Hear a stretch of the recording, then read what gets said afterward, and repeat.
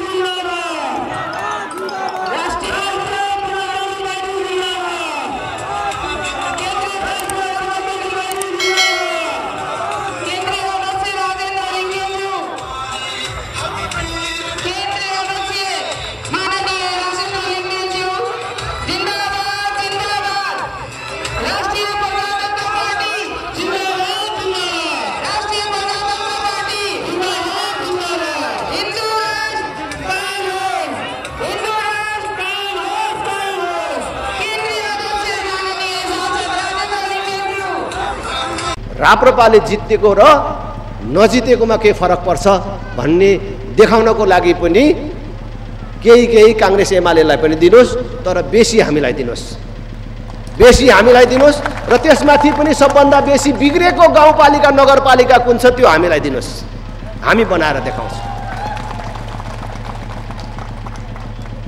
महाभारतमा खाण्ड प्रस्थ तपाईहरुलाई थाहा छ कि छैन? पाण्डवहरूलाई ढुङ्गा मात्रै भएको, जहाँ जीवन र वनस्पतिको कुनै कल्पना गर्न सकिँदैन थियो, त्यस्तो राज्य दिइयो। तर पाण्डवहरूले मेहनत गरे, रगत पसिना बगाए र उनीहरूले त्यो खाण्डप्रस्थलाई इन्द्रप्रस्थ बनाए। हामी पनि यो बिग्रिएको कुन पालिका हो, कुन नगरपालिका हो, हामीलाई दिनुस्, हामी त्यो खाण्डप्रस्थलाई इन्द्रप्रस्थ बनाएर देखाउँछौँ। भगवी यही रामग्राम होइन, यही हामीलाई दिनुस्। भगवान गौतम बुद्धको मावली घरलाई कसरी सिगार्नु पर्छ हामी सिगारेर देखाउँछौँ। ए मामा माइजूहरू, भगवान गौतम बुद्धको मामा माइजू भएर पनि संसारले तपाईलाई चिनेको छैन। त्यही त अनि हाम्रो ज्ञानेन्द्र साई सधैँ भन्छ, हामी त सुनको थाल बोकेर भिख माग्ने भयौं। लु त यही रामग्राम राप्रपालाई दिएर हेर्नुहोस् एकचोटि। ल सामूहिक रूपमा एग्रिमेन्ट गर्नुपर्छ भने हाम्रो ध्रुव प्रधान हुनुहुन्छ, भएन भने कुन दिन बोलाउनुहुन्छ एग्रिमेन्ट गर्न म आउँछु। हामी बनाउँछौँ, हामी सपना र योजनाका साथ छौं। म कुनै सांसद मन्त्री हुने योजनाका साथ मात्रै राजनीतिमा छुइन। सांसद मन्त्री मात्रै हुनको लागि राजेन्द्र लिङ्गदेनलाई अरू नै बाटोहरू थियो। सांसद मन्त्री हुनको लागि, जनता झुक्क्याउनको लागि मात्रै म राजनीतिमा छुइन। हाम्रो जीवनकालमै यो देश बनाउन सकिन्छ, यो देश बन्न सक्छ। मैले दुबई गएर हेरेँ, सिङ्गापुर गएर हेरेँ, मलेसिया गएर हेरेँ, दक्षिण कोरिया गएर हेरेँ, छोटै समयमा प्रगति गरेका यी देशहरू हेरेँ। ती देशहरूभन्दा अनन्त सम्भावना भएको हाम्रो देश विश्वमा 15-16 मात्रै देश भएको बेला नेपाल भन्ने देश थियो। जुन बेला भारत बनेको थिएन, आजको भारत बनेको थिएन, भारत मात्र होइन अमेरिका बनेको थिएन, त्यस बेला पनि नेपाल भन्ने देश थियो। विश्वको यो प्राचीन देश किन यस्तो भयो? सबै घुमेर हेर्दाखेरि हामी बेकामे भएदेखि बाहेक अरू केही कारण छैन। त्यसकारण हामी सुध्रियौँ, हामीले ठिक ढङ्गले काम गर्यौँ भने हाम्रै जीवनकालमा यो देश बनाउन सकिन्छ भन्ने विश्वासका साथ र जनताको मनोभावमा पनि परिवर्तन ल्याउन सकिन्छ, जनताको साथ र विश्वास जितेर यो देश बनाउन सकिन्छ भनेर हामी राजनीतिमा छौँ। मैले फेरि पनि भन्छु, हामी सपना शून्य योजना शून्य छैनौँ, हामी सपनाका साथ योजनाका साथ आएका छौँ। विदेशीहरूको सहयोग नलिएर हाम्रै अहिले उपलब्ध स्रोत साधनबाट पनि हाम्रो देश छोटो समयमै बनाउन सकिन्छ। एकचोटि राष्ट्रिय प्रजातन्त्र पार्टीलाई साथ दिनुहोस्। राष्ट्रिय प्रजातन्त्र पार्टीले जितेको तीनै स्थानीय तहहरूमा हामीले काम गरेर देखाउँछौँ कि राष्ट्रिय प्रजातन्त्र पार्टीले पुरै देश जित्यो भने कस्तो देश बनाउने रहेछ भनेर यही रामग्राम बनाएर देखाइदिन्छौँ हामी। त्यसकारणले रामग्राम दिनुहोस्, रामग्रामै मागे मैले, ल अरू पनि दिनुहोस्, रामग्राम दिनुहोस्। हामी यसलाई बनाएर देखाउँछौँ। हेर्नुहोस्, आज हामीलाई पर्खने सुविधा छैन, हेरौँ भन्ने सुविधा छैन, एकचोटि हेरौँ न भन्ने सुविधा छैन। हामी आज कस्ता नेताहरूको पछि लाग्यौँ भनौँ न। उनीहरू मूर्ख हुने मात्रै होइन, जनतालाई मूर्ख बनाउने काममा उनीहरू लागिराखेका छन्। कहाँबाट दबाब आउँछ, के प्रभावमा पर्छन् थाहा छैन, रातारात बदलिन्छन् अनि उनीहरू मूर्ख हुन्छन् अनि जनतालाई पनि मूर्ख ठान्छन्। अस्ति एमसीसीमा के अरे व्याख्यात्मक टिप्पणी भनेर भने होइन, त्यो व्याख्यात्मक टिप्पणी भनेको के हो? अलिकति बुद्धिजीवी साथीहरू, बुझ्ने साथीहरूको लागि मैले यो कुरा गर्न चाहन्छु। के हो व्याख्यात्मक टिप्पणी भनेको?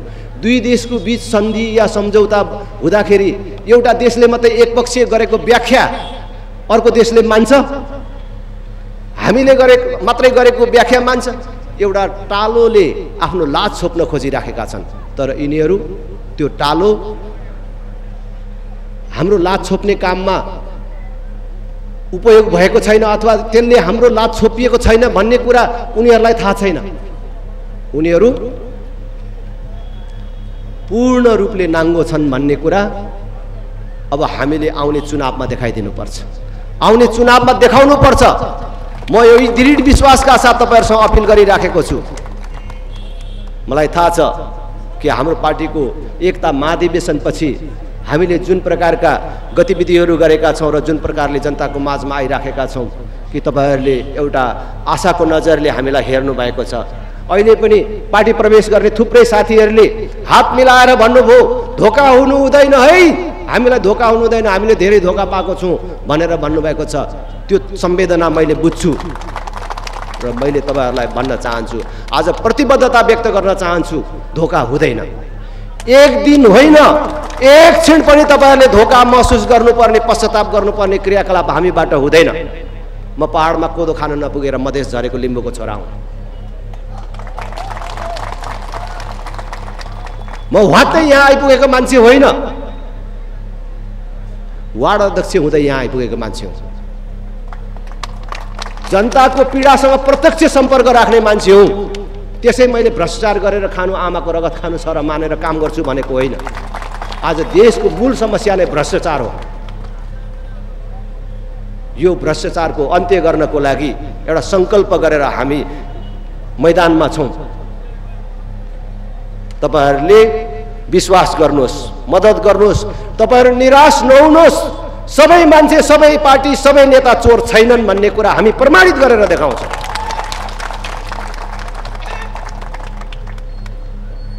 तपाईहरुले आफू मात्र होइन, आफ्ना छरछिमेकी अन्य दाजुभाइ दिदीबहिनी सबलाई भन्नुहोस्, राष्ट्रिय प्रजातन्त्र पार्टी अब नयाँ शक्तिको रूपमा यसको उदय र विकास भइराखेको छ। यसले नागरिकताको समस्या समाधान गर्छ, सुकुम्बासीको समस्या समाधान गर्छ, कृषकको समस्या समाधान गर्छ। 6 वर्षमा नागरिकता समस्या समाधान नगर्नेहरू आज हेर्नुहोस्, कैयौं युवकहरू जसको उमेर पुग्यो, पढाइ लेखाइ सकिन लाग्यो, जागिर खानुपर्ने बेलामा नागरिकता छैन। कि त यो सरकारले उनीहरूलाई अनागरिक घोषणा गर्न सक्नु पर्यो कि त नागरिकता दिनु पर्यो। आज सरकारको अक्रमण्यताको कारण, ठुला पार्टीहरूको अक्रमण्यताको कारण यो विषय ओझेलमा परेर गएको छ। आज बाजेले खनजोत गरेको जग्गा, बाजे त गइसक्नुभयो, बाउ पनि जानुभयो, आज नातिले पनि कमसे कम आफैले जोतेको आफैले खनेको जग्गाको मालिक भएर मर्न पाऊँ, एउटा धनी पूर्जा लिएर म जग्गा मालिक भएर मर्न पाऊँ भन्दा त्यो पाएको छैन। अनि यिनीहरू जनताको समस्याबाट यति विमुख छन्, यति टाढा छन्, यिनीहरूबाट जनताको समस्या समाधान हुन्छ। अनि फेरि यिनीहरूले नै गर्छन् भनेर यिनका पछि हिँड्नु फेरि पनि भन्नै पर्छ, साँडेको टाङमुनि बाल्टी थाप्नु जस्तै हुन्छ। त्यसकारण तपाईँ सबैलाई भन्छु, एकचोटि राष्ट्रिय प्रजातन्त्र पार्टीलाई हेर्नुहोस्, मद्दत गर्नुहोस्। मेरो साथीहरूले भन्छ एकचोटि मात्रै होइन, पटक पटक हेर्नुपर्छ भन्नुपर्छ उ राजेन्द्र भनेर भन्छ। र एकचोटि हेरेपछि अर्कोचोटि त हाम्रो कामले पो देखाउने हो त। हामीले ठिक काम गरेनौँ भने अर्कोचोटि दिनु पर्दैन, एकचोटि दिनुहोस्। हामीले एकचोटि मौका पाएपछि अर्कोचोटि हाम्रो थुतुनोले भोट माग्ने होइन, हाम्रो कामले भोट माग्ने हो। आज हामी राप्रपा भएर होइन, काङ्ग्रेस एमाले माओवादी भएर होइन, एउटा आम जनता भएर सोचौँ त। यो 31 वर्षमा काङ्ग्रेसले, एमाले, माओवादीले गरेको कुनै एउटा त्यस्तो काम छ ल भन्नुहोस् त? यो काम चाहिँ बिर्सिनु हुँदैन है, यो त गरेको छ है भन्ने कुन चाहिँ काम छ ल? पुरै देशले छुन पाउने, भोग्न पाउने, आम जनताले महसुस गर्न पाउने त्यस्तो कुन चाहिँ काम छ ल भन्नुहोस् त? कुनै काङ्ग्रेसी जनले भन्न सक्नुहुन्छ? कुनै एमाले, कुनै माओवादीका साथीहरूले भन्न सक्नुहुन्छ? कोही त्यस्तो कुनै चिज छ? आज राजमार्गलाई लोकमार्ग, प्रजातन्त्रलाई लोकतन्त्र, वीरेन्द्र पार्कलाई बीपी पार्क यस्तो बनाउनेदेखि बाहेक यिनीहरूले के काम गरे? कहीँ बसेर भन्यो भने काङ्ग्रेस एमालेको मानिसहरूले पछि भन्लान् त्यत्रो संविधान बनायो, गणतन्त्र ल्यायो भनेर भन्लान्। त्यसले के फरक पर्छ जनतालाई? के फरक पर्यो? मेरो गाउँको जनताले त भन्छ, मेरो गाउँमा कृष्णप्रसाद सिटौला र म चुनाव लड्दाखेरि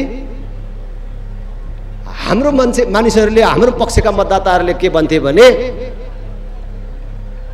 रायन दाई भनेको विकास प्रेमी हो, जसले गर्छ त्यसलाई दिने हो। तिम्रो कृष्ण सिटौलाले एउटा बाटो बनायो, एउटा पुल बनायो, एउटा कल्भर्ट बनायो भनेर हाम्रो मान्छेले भन्दाखेरि काङ्ग्रेसका मान्छेहरू चाहिँ के भन्थे भने तिम्रो राजेन्द्र जस्तो हाम्रो कृष्ण दाई सानो सानो पुल बनाइ हिँड्ने, बाटो बनाइ हिँड्ने मान्छे होइन, संविधान बनाउने मान्छे हो भनेर चाहिँ त्यत्रो संविधान बनायो। अनि हाम्रो मान्छेले फेरि के भन्थ्यो? तिम्रो कृष्ण सिटौलाले बनाएको संविधान चाँदीको पानामा सुनको अक्षरले लेखेको रहेछ भने पनि हामीले के गर्नु? त्यो संविधानले हामीलाई केही फरक पर्दैन हैन? हाम्रो बाटो जस्तोको तस्तै छ, हाम्रो पुलको अवस्था जस्तोको तस्तै छ, त्यसकारणले तिम्रो त्यो संविधानले हामीलाई केही फरक पर्दैन भनेर चाहिँ जवाफ दिन्थे। भनेको आज वास्तवमा शब्दमा परिवर्तन बाहेक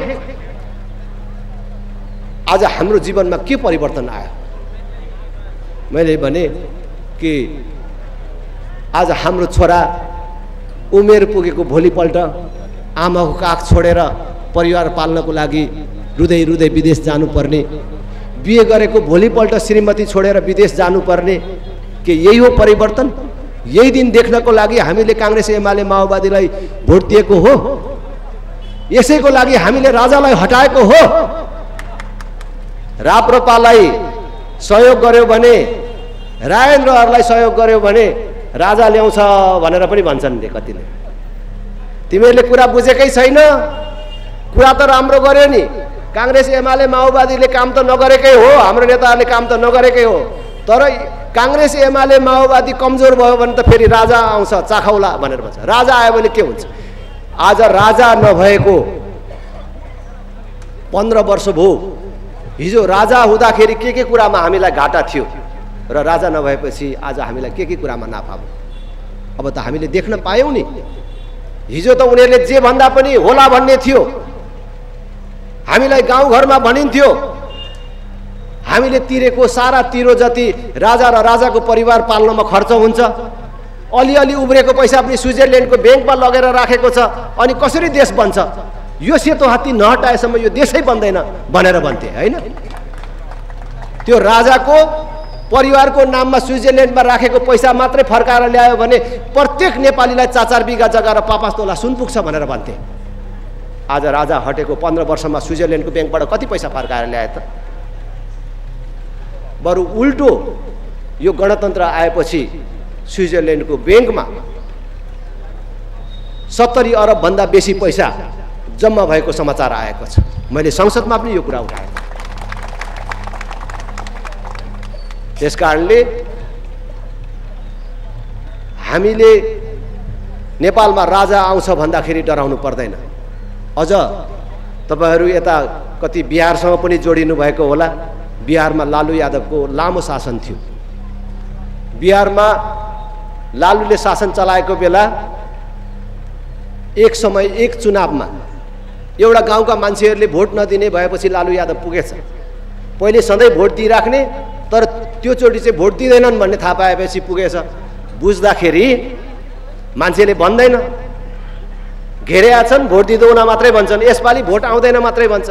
पछि बुझ्दै जाँदा एउटाले चाहिँ भनिहालेछ, खुस्काएछ कुरा, ओ लालु के जिद्दी गरेर तिमी उभिरहेको छौ यहाँ, यसपालि भोट आउँदैन, तिमीले यो चोटि पनि त्यही खोलाको पुल बनाउँछु भनेर हामीलाई भोट माग्ने, तिम्रो पुल पनि चाहिँदैन भोट पनि दिँदैन भनेपछि उसले बल्ल थाहा पाएछ कि ए त्यो खोलाको पुल नबनाएर पो यिनीहरू रिसाएको रहेछ भन्ने थाहा पाएपछि उसले के भने रे लालुले भने, ए त्यही खोलाको पुल बनाएन भनेर तिमीहरू रिसाएको, ल ठिक छ आज रातभरिमा पुल बन्छ, तर याद गर्नु तिमीहरू गाँजा खेती गरेर बस्छौ होइन, तिमीहरू गाँजा खेती गरेर पनि छोराछोरी पालेको छौ, आफ्नो जीवन चलाएको छौ, पुलिस आएर तिमीहरूलाई दुःख नदियोस् भनेर पुल नबनाएको, तिमीहरूलाई पुल चाहियो, ल ठिक छ पुल बन्छ, तर पुलिसले पक्रेर लग्यो भने उकासी माग्न नआउनु मेरोमा फेरि भनेपछि अनि मान्छेले फेरि खासाखुसु गरेर उसले उसलाई भन्यो, यसो हेऱ्यो होइन, हेत्तेरीका नेता भनेको नेतै हो के, हेर हामी जनता पुल भनेर हत्या गर्छौँ, नेताले कति परको कुरा सोचेको रहेछ हाम्रो लागि, हामी नै मूर्ख के जनता नै भनेर फेरि लालु यादवलाई ठ्वाङ भोट दिए हैन। त्यही लालु यादवको शैली अहिले काङ्ग्रेस एमाले माओवादीहरूले प्रयोग गर्दैछ। काङ्ग्रेस एमाले माओवादीले यो 31 वर्षमा देशको लागि जनताको लागि यो काम गर्यौं, हामीले यत्रो कामहरू गर्दैछौँ, अब यति काम गर्न बाँकी छ, यसको लागि हामीले तपाईहरुसँग फेरि पनि भोटको अपेक्षा गर्छौं, तपाईहरुको सहयोगको अपेक्षा गर्छौं भन्ने त कुनै चीज छैन। राजनीतिक रूपमा नैतिक रूपमा जनताको अगाडि मुख देखाउन सक्ने कुनै कुरै छैन।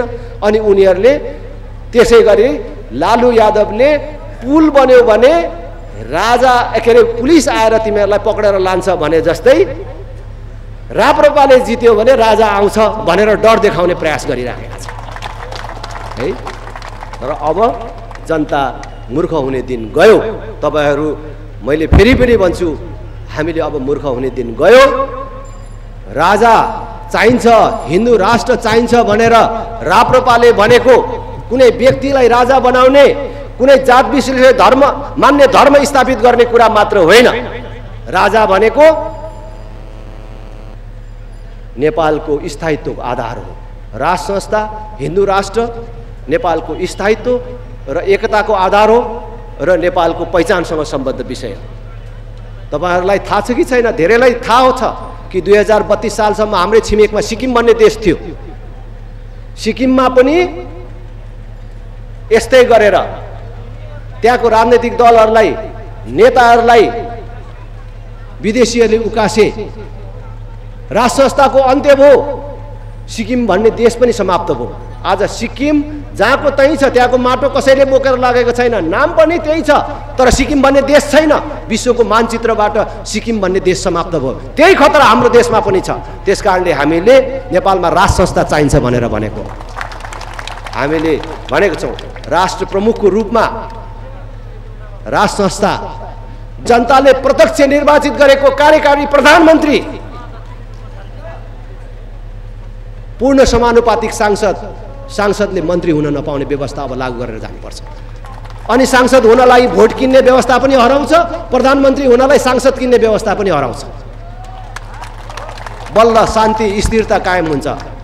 अनि एमसीसी जस्ता सम्झौताहरू पास गर्ने कि नगर्ने, त्यसमा लारमोहर ठोक्ने नठोक्ने हेर्ने राजा रहन्छ।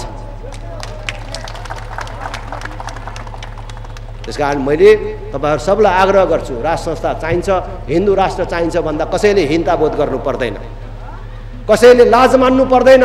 राप्रपाको हुँ, राप्रपालाई भोट दिन्छु भन्दा कसैले लाज मान्नु पर्दैन। हामी राजनीतिक रूपमा, नैतिक रूपमा उच्च मनोबलका साथ हामी आएका छौँ। त्यसकारण तपाईहरु सबलाई मेरो हार्दिक अनुरोध छ, एकचोटि राष्ट्रिय प्रजातन्त्र पार्टीलाई हेर्नुहोस्, राष्ट्रिय प्रजातन्त्र पार्टीलाई मद्दत गर्नुहोस्। आफ्ना भगवान रूपी आम जनसमुदायसँग प्रत्यक्ष रूपमा भेटघाट गर्ने, आफ्ना कुराहरू भन्ने र आफ्ना देवी देवताका कुरा पनि सुन्ने यो सिलसिलामा डुलिराखेका छौँ। आज हामी यहाँ आइपुगेका छौँ। फेरि पनि तपाईहरुको यो भव्य उपस्थितिका लागि, न्यानो आतिथ्यका लागि फेरि पनि धन्यवाद तथा आभार व्यक्त गर्न चाहन्छु। निकट भविष्यमै स्थानीय तहको निर्वाचन हुँदैछ र यो 1 वर्षभित्रमै प्रदेश तथा प्रतिनिधि सभाको पनि निर्वाचन हुँदैछ। आम जनसमुदायलाई भन्दै आएको छु कि अब जनताले मत दिनुभन्दा अगाडि हामीले यो भन्दा अगाडि दिएका मतहरू सदुपयोग भए कि भएनन्, हामीले भगवान प्रभु परमेश्वर हामी सबैको मुक्तिदाता हुन्, यिनीहरू नै हुन् भनेर मानेका राजनैतिक दलहरूले हाम्रो विश्वास अनुसारका क्रियाकलाप गरे कि गरेनन्, त्यसको समीक्षा गरेर मात्रै भोट दिनुपर्छ भनेर हामी भन्दै आएका छौँ। आज केवल अघिल्लो चुनावको कुरा मात्रै होइन, हामीले 2046 सालको राजनीतिक परिवर्तन पछि यो 32 वर्षको अवधिमा राजा ज्ञानेन्द्रले मुलुकमा हत्या, हिंसा, आतंक बढ्यो। राजनीतिक दलहरूले काम गर्न सकेनन्, आवधिक निर्वाचनसम्म हुन सकेन। अब म 3 वर्ष आफै प्रत्यक्ष शासन लिएर हत्या, हिंसा, आतंकको पनि अन्त्य गर्छु, भ्रष्टाचार पनि नियन्त्रण गर्छु र निर्वाचन गराएर जनताका प्रतिनिधिहरूलाई नै, राजनीतिक दलहरूलाई नै देशको शासन सत्ता जिम्मा दिन्छु भनेर प्रत्यक्ष रूपमा देशको शासन जिम्मा लिएको त्यो 3 वर्षको अवधिमा म्यादमा जम्मा 18 महिना राजाले चलाएको त्यो समय बाहेक अब त्यो 18 महिनाको कुरा पनि तपाईहरु सबलाई थाहा छ, के भयो के भएन त्यस विषयमा म प्रवेश गर्न चाहन्न। तर राजनीतिक दलहरूले भने कि हामी राजाको प्रत्यक्ष शासन चाहन्नौं, राजाले अधिकार राजनीतिक दलहरूलाई दिनुपर्छ भनेर राजनीतिक दलहरूले विरोध गरे। राजनीतिक दलहरूले आपत्ति जनाएपछि यस्तो दरिद्र सोच र मानसिकताका मानिसहरूको हातमा हामीले देश जिम्मा दिएर हामीले 31 वर्ष खेर फाल्यौं। हामीले भन्ने तागत राख्नुपर्छ कि हामीले हाम्रो देशभित्रै बिजुली खपत गर्छौं। अहिले पनि हाम्रो धेरै गाउँहरूमा बिजुली बलेको छैन, धेरै घरहरूमा बिजुली पुगेको छैन। सबभन्दा पहिले प्रत्येक गाउँमा हामीले बिजुली पुर्याउँछौं, प्रत्येक घरमा बिजुली पुर्याउँछौं। अहिले तपाईले देख्नु भएको छ काठमाडौँमा छ्याप्ती रूपमा बिजुलीले चल्ने गाडीहरू छन्। हाम्रै गाउँघरमा पनि बिजुलीले चल्ने गाडीहरू छ। तपाईहरुले याद नगरेको हो, अब बिजुलीको गाडी चलाउनको लागि पहिले ट्रली बस चलाएको जस्तो त्यो लट्ठा टाँगेर बिजुलीको लाइनमै कुदाउनु पर्दैन, चार्ज गरेपछि गाडी दिनभरि कुद्छ। त्यो व्यवस्था आइसक्यो। त्यसकारणले बिजुलीले गाडी कुदाउने, खेतमा सिँचाइको व्यवस्था गर्ने, घरमा अब बिजुलीले भात पकाउने र देशमा संसारभरिका लगानीकर्ताहरूलाई हाम्रोमा बिजुली सस्तो छ, सुरक्षाको व्यवस्था छ, युनियनबाजी हुँदैन, तिमीले हजारौं मान्छेलाई रोजगार दिने उद्योग खोल्छौ भने तिमीलाई 20औं वर्ष कर पनि छुट हुन्छ भनेर लगानीकर्ताहरूलाई यहाँ बोलाउने, उद्योग धन्दा स्थापना गर्ने, हाम्रो भाइ छोराहरूलाई यही गरी खाने वातावरणको निर्माण गर्ने। हामी बिजुली किन बेच्नु पर्छ? भोलि भारतलाई हाम्रो बिजुली चाहिन्छ भने भारतलाई भन्न सक्ने ताकत राख्नुपर्छ कि हामीलाई हाम्रो बिजुली बेचिराख्नु पर्ने त्यस्तो अवस्था छैन। छिमेकीको नाताले तपाईलाई अप्ठ्यारै परेको छ भने तपाईलाई हामी दिन सक्छौं, तर ट्रान्समिसन लाइन चाहिँ तपाईले नै तन्काउनु पर्छ भनेर भन्ने ताकत हाम्रो देशले राख्नुपर्छ। तर त्यस्तो मान्छे आज 31 वर्षमा यो तीनटा पार्टीले जन्माउन सकेन, तीनटा पार्टीले त्यो ताकत राखेन। त्यसो भन्यो भने कमिसन खान पाइदैन। पहिले यो 60 अरब लिनमा हत्ते भएको तपाईहरुलाई थाहा छ। यसका कारण आउने दुष्प्रभावहरू त अनेक छँदैछन्, तर यो 60 अरबको ठेक्का निकालेपछि पाइने कमिसनको पछि लागेका छन् अहिलेका राजनीतिक पार्टीहरू। सामान्यतया हाम्रो विद्युत प्राधिकरणले त्यस प्रकारको ट्रान्समिसन लाइन विस्तार गर्दाखेरि 5 करोड लाग्ने ठाउँमा यिनीहरूले 20 करोडको इस्टिमेट गरेका छन्। अहिले लागत इस्टिमेट 20 करोडको गरेका छन्, जसले गर्दाखेरि अब कति फरक पर्छ।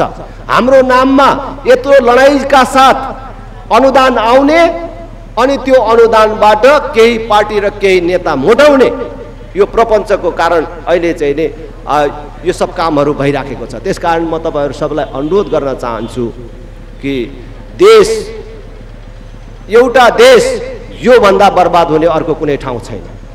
देश एउटा बर्बादीको चरम बिन्दुमा पुगेको छ। हामीलाई यो भन्दा बेसी बर्बाद हुने छुट र समय छैन। त्यसकारण हामी सबैले गम्भीर बनौं, सोचौं, 1000 चोटी सोचौं र देशलाई ठीक ठाउँमा ल्याउँ। आज हाम्रै हातमा अधिकार आएको छ। हाम्रो हातमा अधिकार आएको बेला हामीले, यो मेरो बाबुबाजेको पार्टी हो, मैले यति धेरै लेबी तिरेको पार्टी हो, नेता त फटा नै छन्, काम चाहिँ केही गर्न सकेन, चोर चाहिँ चोरै हुन्, तर अरूतिर हात लाग्दैन भन्दै तिनै पार्टीलाई भोट दिँदै बसेर आफू मात्रै बर्बाद हुने होइन, आफ्नो भावी सन्ततिको भविष्य र देशको भविष्य समेत बर्बाद गर्ने काममा कोही पनि सहभागी नहो भनेर म अपिल गर्न चाहन्छु।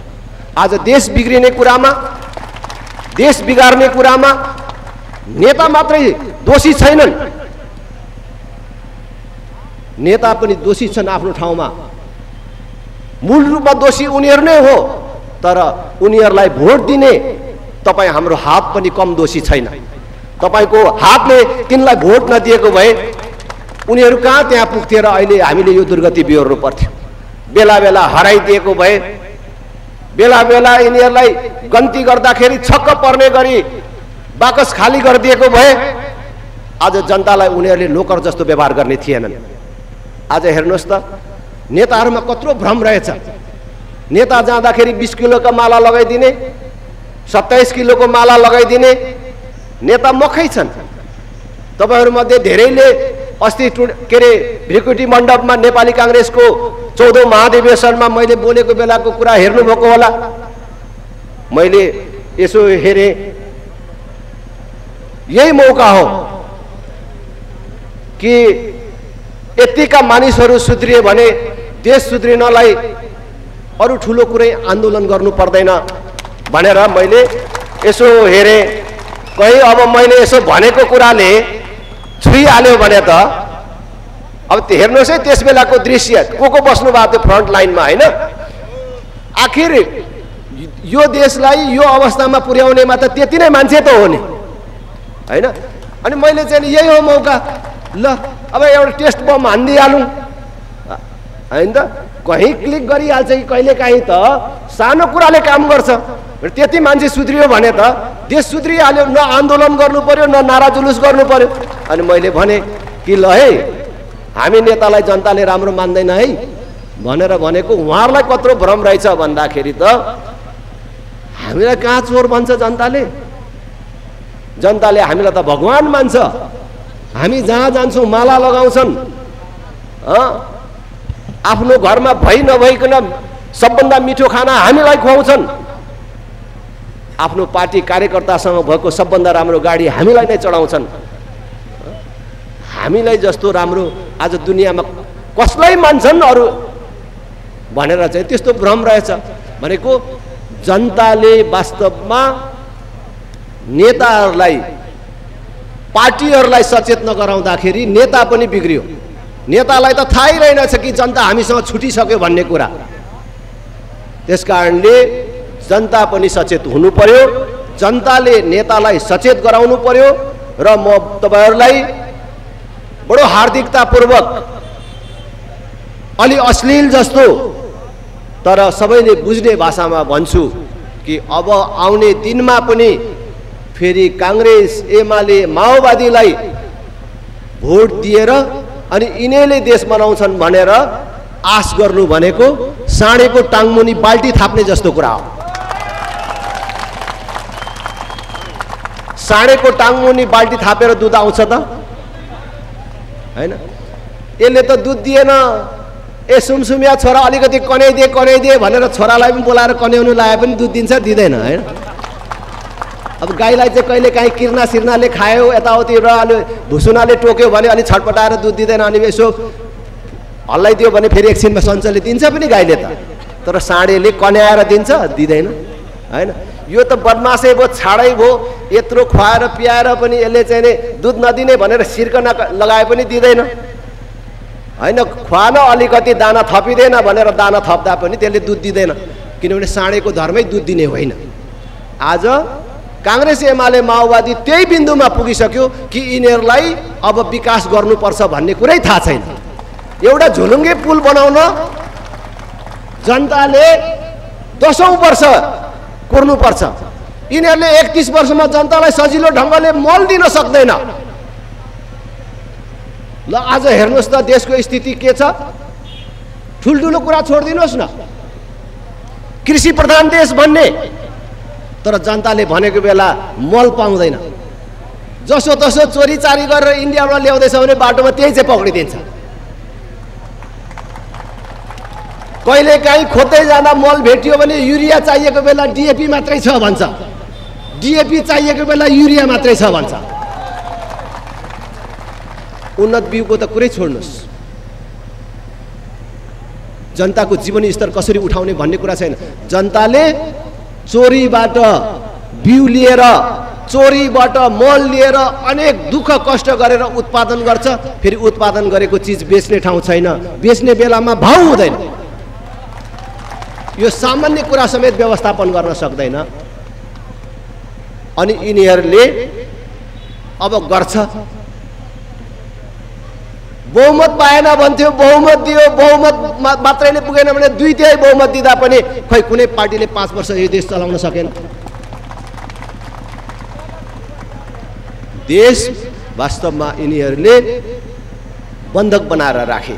त्यसैले मैले भन्छु कि यिनीहरूमा विकल्प खोज्ने र यिनीहरूले नै देश बनाउँछ भनेर यिनीहरूलाई एकको बदला अर्कोलाई भोट दिँदै बस्ने भनेको मैले भने साँडेको टाङमुनि बाल्टी थाप्ने जस्तै कुरा हो। त्यसकारण अब त्यो गल्ती गर्नु हुँदैन। हिजोसम्म तपाईहरूले विकल्प देख्नु भएको थिएन, आज तपाईहरूको अगाडि विकल्प राष्ट्रिय प्रजातन्त्र पार्टी बनेर आएको छ। नयाँ विकल्पको रूपमा राष्ट्रिय प्रजातन्त्र पार्टी आएको छ। हामीले भनेका छौँ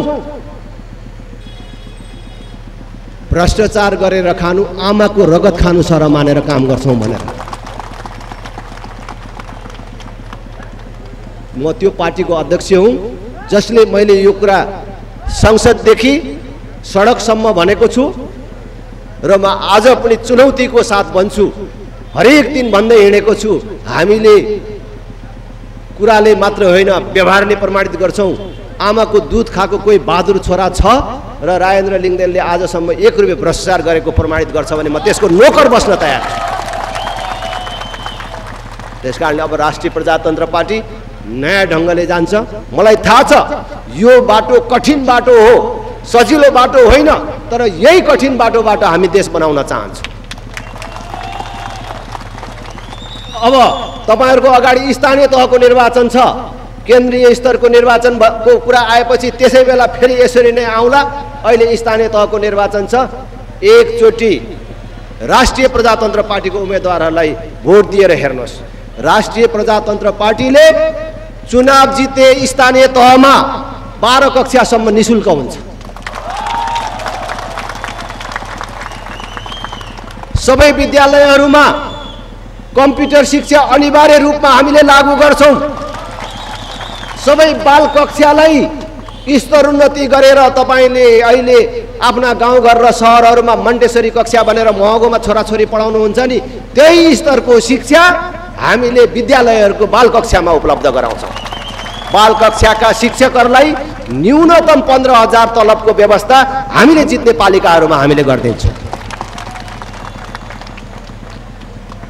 हामीले स्वास्थ्यको क्षेत्रमा पनि आधारभूत स्वास्थ्य सेवाबाट कुनै पनि नागरिकले वञ्चित हुन नपर्ने र आधारभूत स्वास्थ्य सेवा निशुल्क हुने व्यवस्था हामीले मिलाउँछौं र हामीले जितेको पालिकाका कुनै पनि नागरिक अस्पतालको मुख देख्न नपाएर मर्यो भन्ने कुरा सुन्न नपर्ने स्थिति हामीले निर्माण गर्छौं। भौतिक पूर्वाधार विकासको दृष्टिकोणले हामीले जितेको पालिका नेपालको नमुना पालिकाको रूपमा हुनेछ। हामीले कसरी विकास गर्छौं, कसरी काम गर्छौं भन्ने कुरा हेर्न अरु पालिकाका मानिसहरू भ्रमण गर्न आउने, पैसा तिरेर आउने व्यवस्था मिलाउँछौं। हामीले कृषि हाम्रो उच्च प्राथमिकतामा हुनेछ। कृषिलाई हामीले रोजगारीसँग जोड्नेछौं। कृषि अनुदानको नाममा कार्यकर्ता पोस्ने कामको अन्त्य गरेर प्रत्यक्ष कृषकले पाउने व्यवस्था हामीले मिलाउनेछौं। मैले यो केवल भन्नको लागि मात्रै भनेको छैन। हामीले केही काम हामीले योभन्दा अगाडि जितेका स्थानीय तहहरूमा गरेर पनि देखाएका छौं। त्यसबाट अनुभव पनि भएको छ हामीले अझ थप के गर्नुपर्ने रहेछ भन्ने कुरा। कृषिलाई हामीले जब रोजगारीसँग जोडेर लान्छौं, उन्नत बिउ र मलको समयमै व्यवस्था गर्छौं, आफ्नो पालिकालाई कसरी सुरक्षित गर्ने भन्ने कुराको हामीले टुङ्गो लगाउँछौं। सामूहिक सामुदायिक खेतीलाई हामीले प्रोत्साहन दिन्छौं, खेत बाँझो नरहने व्यवस्था मिलाउँछौं। हरेक किसानको खेतमा सिँचाइको व्यवस्था गर्छौं। सतह सिँचाइको व्यवस्था हुने ठाउँमा सतह सिँचाइको व्यवस्था नभएको ठाउँमा भूमिगत सिँचाइको अनिवार्य व्यवस्था मिलाउँछौं। पहाडमा लिफ्ट सिँचाइको व्यवस्था हामीले मिलाउँछौं। हामीले हेरेर सोचेर यो कुराहरू भनेका छौं कि अहिले भएको स्थानीय तहमा जुन पैसा छ त्यही पैसाले मात्रै पनि यति कामहरू गर्न सकिन्छ। महिला, बालबालिका, फरक क्षमता भएका नागरिकहरू, अल्पसंख्यकहरू, ज्येष्ठ नागरिकहरूको विशेष सुरक्षाको व्यवस्था हामीले मिलाउँछौं। ज्येष्ठ नागरिकहरूले पाउने सेवा सुविधा घर दैलोमा पुग्ने व्यवस्था मिलाउँछौं। ज्येष्ठ नागरिकहरूलाई महिनाको एकचोटि घरमै गएर आधारभूत स्वास्थ्य परीक्षण गर्ने व्यवस्था हामीले मिलाउँछौं। एकचोटि राष्ट्रिय प्रजातन्त्र पार्टीलाई हेर्नुहोस्। राष्ट्रिय प्रजातन्त्र पार्टीलाई तपाईले स्थानीय तहमा दिएको भोट र उनले 1 वर्षभित्रमा सुरु गरेको कामको आधारमा अनि हामीलाई संसदमा भोट दिनुहोस्। एकचोटि हामीलाई स्थानीय तहमा जिम्मा दिनुहोस्। को जित्छ स्थानीय तहमा राप्रपाको तर्फबाट को उम्मेदवार छ भन्ने कुरामा तपाईले धेरै टाउको नदुखाउनुहोस्। हामीले जितेका सबै प्रतिनिधिहरूको अग्रिम राजीनामा लिएर राख्छौं हामीले र हामीले केन्द्रमै एउटा संयन्त्र निर्माण गरेर प्रत्येक स्थानीय तहमा विज्ञहरूद्वारा उनीहरूलाई ऐन निर्माणदेखि लिएर कार्यान्वयनसम्ममा सहयोग गर्ने व्यवस्था हामीले मिलाउँछौं। पार्टीका भोलिन्टियरहरू विज्ञको रूपमा अथवा विज्ञहरू भोलिन्टियरको रूपमा यहाँ आउनेछन्। त्यसकारण एकचोटि हामीलाई स्थानीय तह जिम्मा दिनुहोस्। केही स्थानीय तह, सबै त दिनुहुन्न होला, केही स्थानीय तह दिनुहोस्। किनभने अलि कांग्रेस एमालेलाई पनि दिनु पर्यो। कांग्रेस एमाले र राप्रपाले गरेको तुलना गर्ने ठाउँ हेर्नु पर्यो, फरक देखिने। मेरो निर्वाचन क्षेत्रमा 4टा स्थानीय तह छ। 4टा स्थानीय तहमा 2टा राप्रपा एक्लैले चुनाव जितेको छ अस्तिको चोटि। दुईटा स्थानीय तहमा एउटा, बाँकी दुईटा स्थानीय तहमा एउटामा एमाले जितेको छ, एउटामा काङ्ग्रेसले जितेको छ। त्यहाँका मान्छेहरू हामीले के गल्ती गर्यौं, हाम्रो के त्यस्तो पूर्वजन्ममा अपराध भएको थिएछ र हामीले चाहिँ काङ्ग्रेस एमालेलाई जिताएछौँ र हामीले चाहिँ यो दुःख पाएको भनेर अहिले भन्दैछन् त्यहाँका मान्छेहरू। देख्न पायो नि त, पल्लो गाउँका मान्छेका छोराछोरीले, राप्रपाले जितेका गाउँका मान्छेका छोराछोरीले चाहिँ 12 कक्षासम्म निःशुल्क पढ्न पाउने, कम्प्युटरमा दिनको 1 घन्टी खेल्न पाउने, हरेक वडामा कालो पत्रे सडक पुग्ने। अनि काङ्ग्रेसले जितेको, एमाले जितेको पालिकामा चाहिँ खुरु पैसा तिर्नुपर्ने, कम्प्युटरको मुख पनि देख्न नपाउने भएपछि मान्छेले फरक देख्न पाउँछ। त्यसकारणले यहाँ पनि फरक देख्न पाउने व्यवस्था मिलाउनुपर्छ। त्यसकारणले राजनीतिक दलहरूले आपत्ति जनाएपछि राजाले जनताको नासो जनतालाई नै जिम्मा दिन्छु भनेर जिम्मा लगाएपछि भनेको यो 32 वर्षको अवधिमा राजा ज्ञानेन्द्रको 18 महिनाको प्रत्यक्ष शासन बाहेक सम्पूर्ण समय घुमाई फिराई केही सीमित राजनीतिक दल र तिनका पनि केही सीमित नेताको हातमा छ देश। यो हामीले मोटामोटी 31 वर्षदेखि केही सीमित राजनीतिक दल र तिनका सीमित नेताको चक्रव्यूहमा फसिराखेका छौं र हामी र समग्र देश उनीहरूको घेराबन्दीको शिकार भएको छ, सिन्डिकेटको शिकार भएको छ। त्यसबाट मुक्त गर्नको लागि यो निर्वाचनलाई हामीले प्रयोग गर्नुपर्छ भनेर हामी अपिल गर्न आएका छौं। चुनावमा भोट दिने भन्ने कुरा सामान्य कुरा होइन।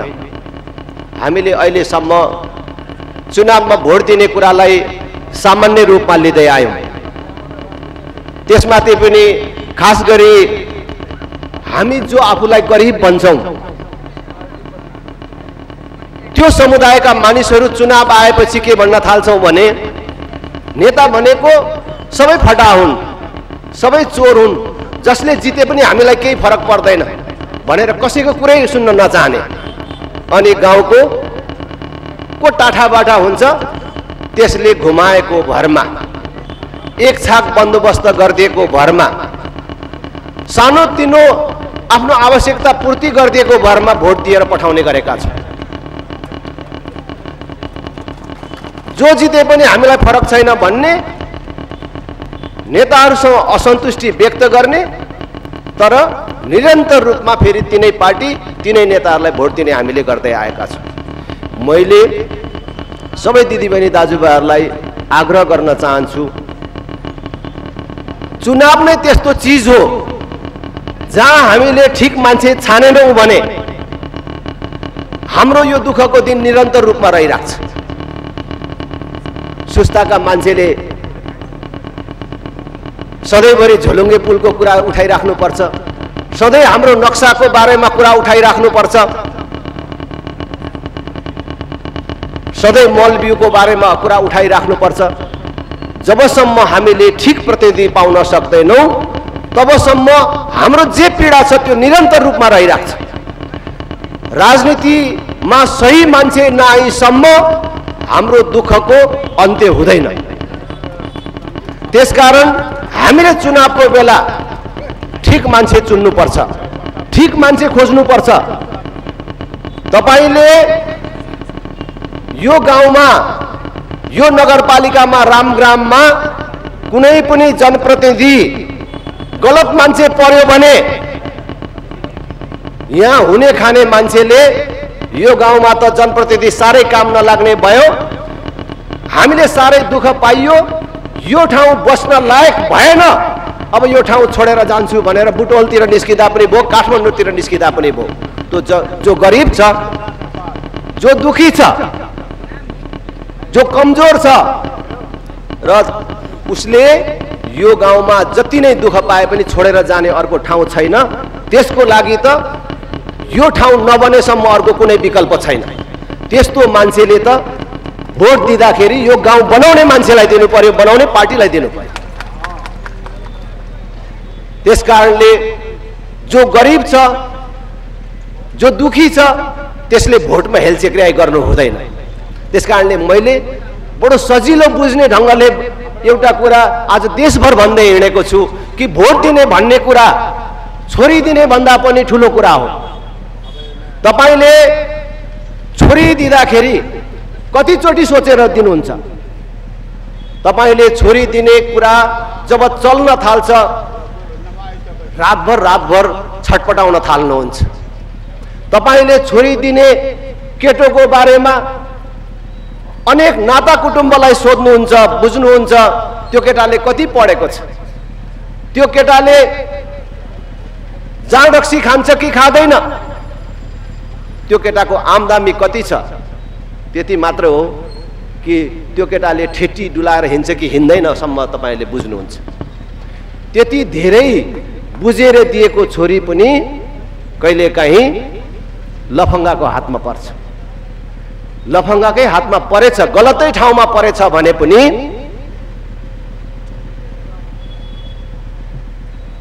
तपाईको एउटा छोरीले मात्रै दुःख पाउँछ। तर तपाईले दिएको बाबु ठीक छ,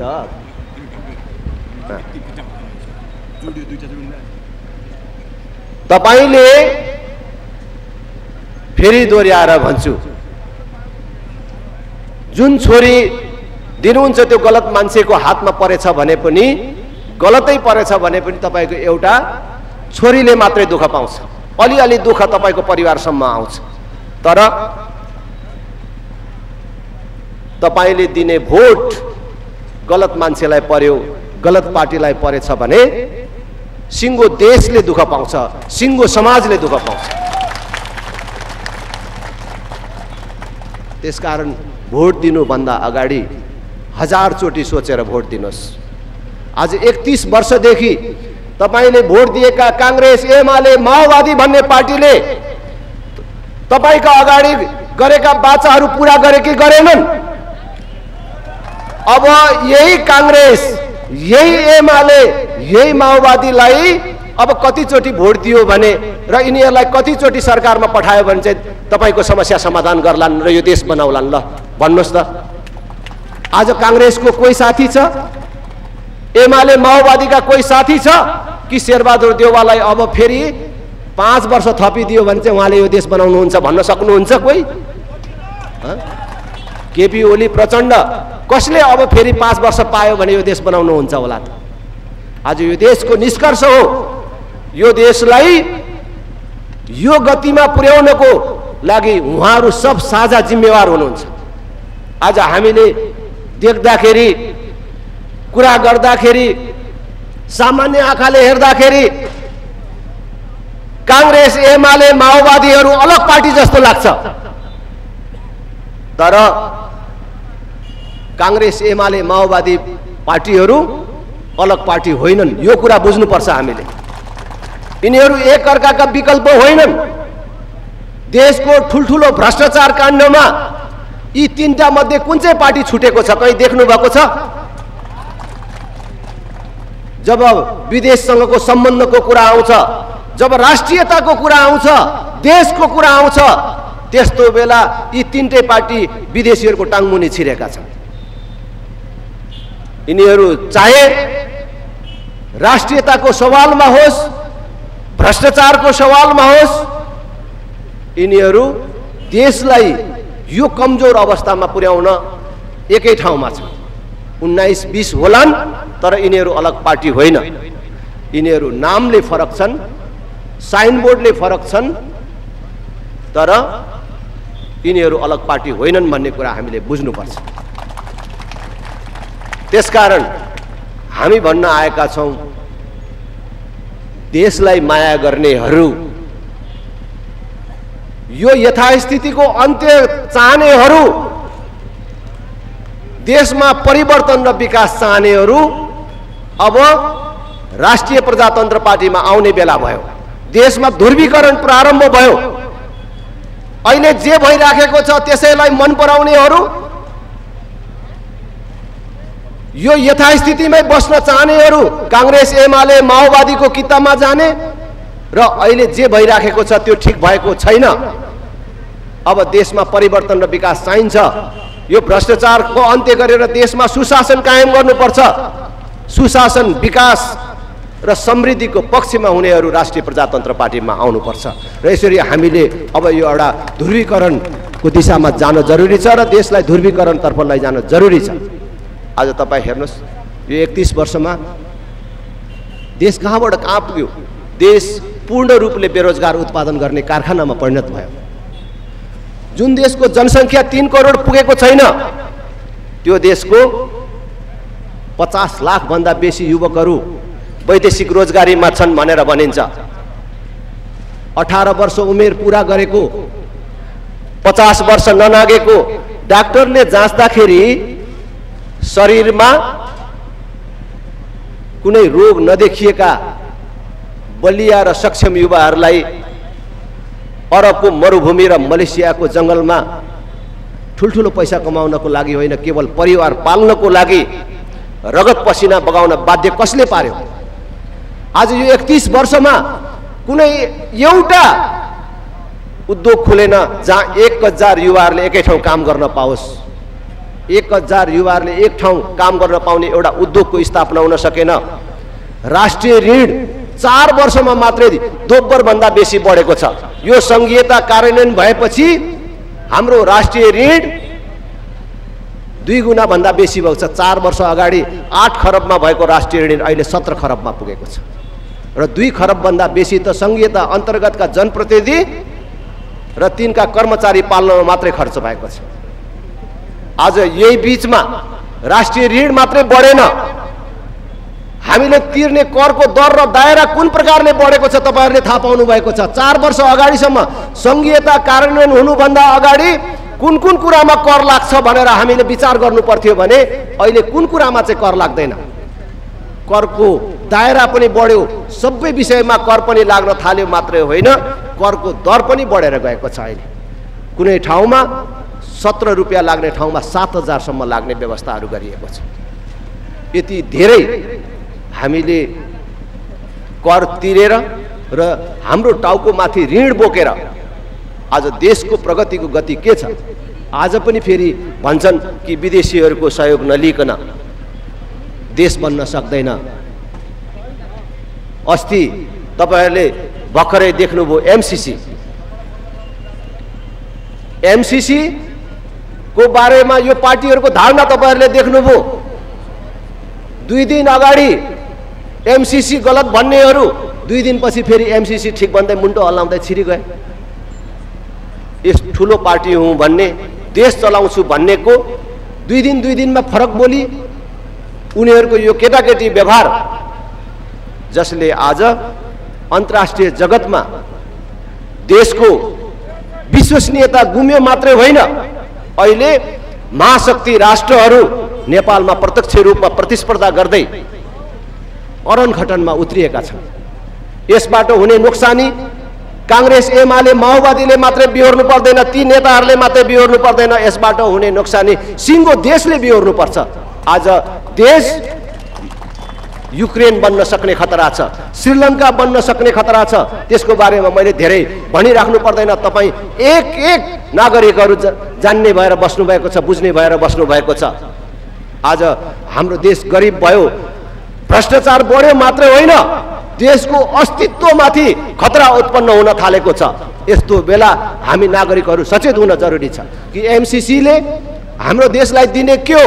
उनीहरूले भनेको सकारात्मक पक्षलाई मात्र हेर्ने हो भने 60 अरब पैसा, त्यो 60 अरबले बन्ने केही किलोमिटर ट्रान्समिसन लाइनको विस्तार र केही किलोमिटर बाटोमा स्तरोन्नति। त्यो पक्षमा बोल्नेहरूले के भन्छन् भने त्यो ट्रान्समिसन लाइन हामीले किन बनाउने भन्दाखेरि नेपालमा निकट भविष्यमै ठुलो मात्रामा बिजुलीको उत्पादन हुँदैछ। त्यसरी उत्पादन हुने बिजुली हामीले यहाँ खपत गर्न सक्दैनौँ। भारतलाई, बङ्गलादेशलाई अथवा विदेशलाई नबेचिकन उपायै छैन। त्यसकारणले त्यो बिजुली बेच्नको लागि त्यो ट्रान्समिसन लाइन जोड्न जरुरी छ र अमेरिकाले त्यो दिएको सहयोग लिनुपर्छ भनेर भन्छन्। तर आज नेपालमा यो 31 वर्ष शासन गर्ने यी ठुला हुँ भन्ने पार्टीहरूमध्ये एउटा पार्टी होइन, त्यो पार्टीभित्र एउटा नेता निस्किएन जसले हाम्रो देशमा उत्पादन हुने बिजुली विदेशलाई बेच्ने होइन, भारतलाई बेच्ने, बङ्गलादेशलाई बेच्ने होइन, हाम्रो देशमै खपत गर्छौँ। हामी यही अब डिजेल, पेट्रोल, ग्यास किनेर ल्याउँदैनौँ, त्यसको बदला बिजुलीबाट चल्ने गाडीहरूको व्यवस्था गर्छौँ। अब हाम्रो गाडीहरू सबै बिजुलीबाट चल्छ। हामी जनताको खेतमा भूमिगत सिँचाइको बन्दोबस्त मिलाउँछौँ। भूमिगत सिँचाइको सुविधा नहुने कुनै किसान हुने छैन। अब ग्यासले होइन,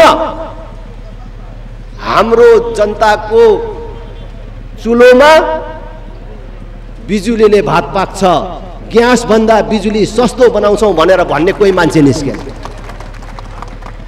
ल अहिले पछि बिजुली हामीले उत्पादन गरेपछि इन्डियालाई बेच्नुपर्छ भनेर हामीले अहिले 60 अरब लिएर त्यो तार टाँगेको ठाउँमा जुन बेला हामीले बिजुली भारतलाई दिने बेला हुन्छ त्यस बेला भारतले मलाई तिम्रो बिजुली चाहिँदैन भन्यो भने कहाँ लाने? तपाईहरु सबलाई धेरै धेरै धन्यवाद दिँदै बिदा हुनुभन्दा अगाडि राष्ट्रिय प्रजातन्त्र पार्टी जिन्दाबाद।